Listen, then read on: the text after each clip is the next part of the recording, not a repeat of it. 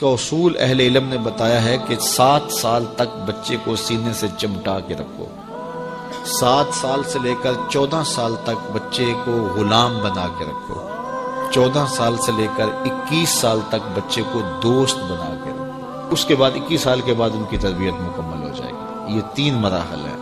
پہلے 7 سال گود میں اٹھا کے رکھو، اور آج بھی بعض جگہ پہ، یہاں جاپان کے اندر اب انہوں نے اجازت دیا کہ 7 کے 8 سال کے بعد بچہ اسکول جائے گا۔ پہلے 10 سال تک غالباً ان کا تھا، 10 سال تک وہ اسکول نہیں جانے دیتے تھے بچے کو، کہ ماں ہی تربیت کرے۔ سب سے بہتر تربیت کی درس گاہ، آماج گاہ یہی ہے ماں کی آغوش۔ تو یہ جو 3 ساڑھے 3 سال کے بچوں کو ہم ماں اپنے سے دور کرنے کی کوشش کرتی ہے، نہیں، 7 سال بچے کو سینے سے چمٹا کے رکھے اور زیادہ وقت ماں دے، اور عمل سے سیکھتا ہے۔ اس لیے جب کوئی ماں باپ بن جائے تو اپنی عادتیں پرانی چھوڑ دیں اور اچھی عادتیں اختیار کرے، تاکہ وہ عادتیں اولاد کے اندر منتقل ہوں۔ الوالد سر لابیہ، عمومی قاعدہ یہ ہے کہ والدین کا عکس ہوتی ہے اولاد، والدین کا راز ہوتی ہے اولاد۔ بہت سارے لوگ آتے ہیں ہمارے پاس، جناب یہ ہمارے بچوں کو کوئی تعویذ دے دو، کوئی ان کے لیے دم کر دو، ان کو اپنا مرید بنا لو، ان کو اپنے پاس رکھ لو، ان کو اپنی صحبت میں رکھو، یہ نماز بھی نہیں پڑھتا، چلو ہم نہیں پڑھتے تو یہ تو پڑھے۔ تو میں کہتا ہوں جب آپ نہیں پڑھتے تو یہ کیوں پڑھے؟ یہ کیسے؟ یہ اصول یہ ہے کہ آپ کریں گے تو یہ کرے گا، لیکن آپ کہتے ہیں کہ ہم نہیں کرتے یہ تو کرے۔ ایک چور بھی چاہتا ہے کہ میرا بیٹا ولی ہو، جس طرح آپ ماحول فراہم کریں گے اس طرح کا جو ہے وہ عکس آپ کا اولاد ہوگی۔ حضور نے فرمایا ہر پیدا ہونے والا بچہ فطرت اسلام پہ پیدا ہوتا ہے، فطرت سلیمہ پہ پیدا ہوتا ہے۔ اب اس کے ماں باپ اس کو عیسائی بناتے ہیں، اس کے ماں باپ اس کو یہودی بناتے ہیں، اس کے ماں باپ اس کو مجوسی بناتے ہیں۔ تو یہ عمومی طور پہ ماحول اس کو فراہم کرتا ہے، لیکن فطرتاً اگر اس کو کوئی سبق ماں باپ کی طرف سے نہ ہو تو وہ فطرتاً اسلام پہ ہو، کیونکہ فطرت سلیمہ یہ ہر شے کی اصل ہے۔ ہر انسان پیدا ہوتا ہے تو فطرت سلیمہ میں پیدا ہوتا ہے۔ تو اچھے والدین اچھی تربیت کی ضمانت ہے۔ تو جب کوئی کسی شخص کی شادی ہو جائے تو شادی سے ویسے بھی دین کی تکمیل ہو جاتی ہے، تو پھر اپنی عادات کو بھی بہتر کرے، اور تاکہ آنے والی اولاد نے اس کے عمل سے سیکھنا ہے، اس کے رویے سے سیکھنا ہے، اس کے طرز زندگی سے سیکھنا ہے۔ تو ہمارا سب سے قیمتی سرمایہ ہماری اولاد ہے۔ بعض اوقات ہم جو ہے وہ سارا دن اپنے کاروبار کو دیتے ہیں، دیگر امور میں دیتے ہیں، اولاد کو وقت نہیں دیتے۔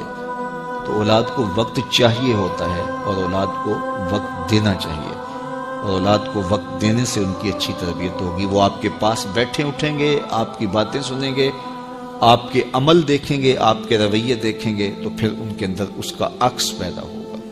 آپ کی روایات ان کے اندر منتقل ہوں گی، آپ کی عادات ان کے اندر منتقل ہوں گی، آپ کے حال کیا ہیں، اپنے اخلاق کیا ہیں، اپنی اقدار کیا ہیں۔ اگر وہ صالح ہیں تو صالح منتقل ہوں گی، اگر وہ صالح نہیں ہیں تو پھر جو ان کی عادات ہیں وہ ان کے اندر منتقل ہو پائیں گی۔ تو اس لیے ہمیں اولاد کی تربیت کرنے کے لیے سب سے پہلے اپنا جائزہ لینا ہوگا، اور پھر اس کو اولاد میں منتقل کرنا ہوگا۔ یہ کوئی ایسی گولی نہیں ہے کہ جو ہم خود نہ کھائیں اور ان کو کھلا دیں اور ان کو شفا ہو جائے۔ یہ گولی ہمیں خود بھی کھانی پڑے گی، پھر ان کو کھلانی پڑے گی۔ تو اس لیے قرآن نے کہا قُوا أَنفُسَكُمْ وَأَهْلِيكُمْ نَارًا وَقُودُهَا النَّاسُ وَالْحِجَارَةُ، اپنے آپ کو اور اپنی اولاد کو، اپنے اہل و عیال کو جہنم کی آگ سے بچا لو، جس کا ایندھن انسان اور پتھر ہیں۔ اپنے عمل اتنے خوبصورت بناؤ، اپنے رویے اتنے پاکیزہ کر لو، اپنا انداز اتنا خوبصورت بنا لو کہ تمہارے رویے اور تمہارا انداز تمہاری نسلوں میں منتقل ہو، اور وہ بھی جہنم کی آگ سے بچ جائیں اور تم بھی جہنم کی آگ سے بچ جاؤ۔ لیکن اگر تمہارے رویے خوبصورت نہ ہوئے، عمل خوبصورت نہ ہوا۔ اولاد کی تربیت میں سب سے اہم چیز کیا ہے؟ ہم سمجھتے ہیں کہ تربیت میں ہماری گفتگو اثر انداز ہوگی، ہم دلائل کے انبار لگا دیں گے اور اولاد کو قائل کر لیں گے۔ اولاد قائل کرنے سے نہیں سیکھتی، اولاد آپ کے عمل سے سیکھتی ہے۔ ہم کہتے ہیں اولاد جب بڑی ہوگی، جب سمجھدار ہوگی تو پھر ہم ان کی تربیت کرنے لگیں گے، لیکن اس وقت وہ اس مرحلے سے نکل چکی ہوتی ہے۔ ماں باپ یہ سمجھتے ہیں ابھی تو یہ بولتے بھی نہیں ہیں، ابھی جو ہم کہتے ہیں وہ سمجھتے بھی نہیں ہیں، لیکن جو آپ کر رہے ہو اس کو سیکھتے ضرور ہیں۔ جو نابینا ہوتا ہے اس کی آنکھیں نہیں ہوتی لیکن دیگر اس کے حواس زیادہ کام کر رہے ہوتے ہیں. جب بچہ بول نہیں رہا ہوتا اور بچہ جب سمجھ نہیں رہا ہوتا تمہاری گفتگو کو، تو اس کی کاپی کرنے کی جو حس ہوتی ہے، نقل کرنے کی جو حس ہوتی ہے، وہ بہت زیادہ ہوتی ہے. تو وہ وقت ہوتا ہے اولاد کو سکھانے کا. اس لیے میرے حضور نے ارشاد فرمایا کہ اپنے گھروں کو قبرستان نہ بناؤ.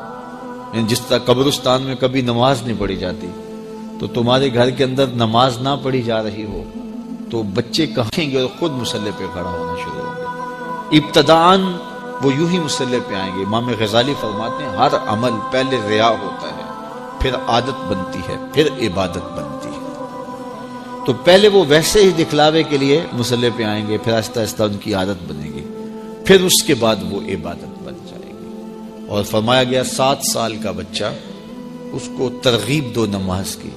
10 سال کی عمر ہوگی اور ابھی تک نہیں پڑھتا تو پھر اس کو مار کر کے ہلکی ضرب سے اس کو زود و کوب بھی کیا جا سکتا ہے اور اس کو نماز کا خوگر بنایا جائے تاکہ بلوغت سے قبل وہ نماز کا عادی بن جائے. اور آپ کو یہ بتاؤں کہ جو عمل بچے بچپن میں کرتے ہیں بلوغت سے پہلے، مثال کے طور پہ نماز پڑھتے ہیں، ابھی ان پہ نماز فرض نہیں ہوئی، واجب نہیں ہوئی. اس طرح چھوٹے بچے روزہ رکھ لیتے ہیں، 8 سال کے، 7 سال کے، 6 سال کے بچے روزہ رکھ رہے ہوتے ہیں.